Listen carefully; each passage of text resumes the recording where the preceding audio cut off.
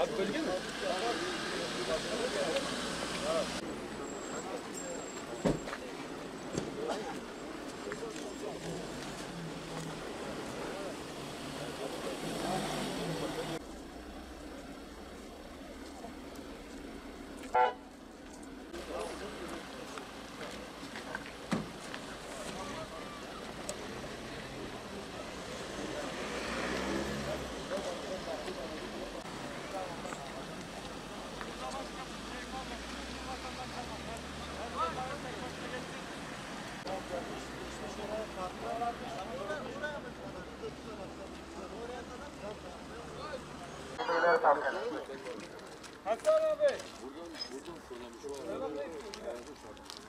Kafa kafaya çarpışıyorlar.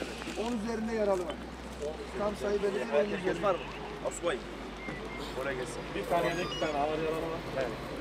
Tamam hepsi toplam kaç yaralı var? 10'un Tam sayı belirli.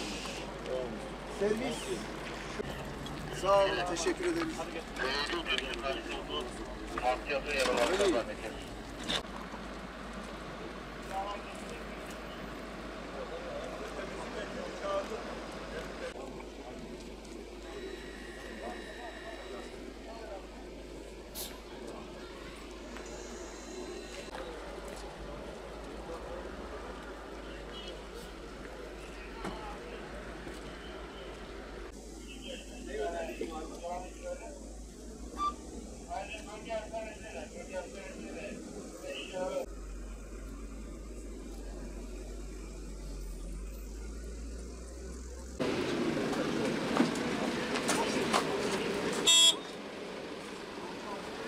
Ya şimdi bu jandarmanın söylediğine göre minibüs karşı şeritten bu şeride geçmiş. O şekil kaza olmuş yani.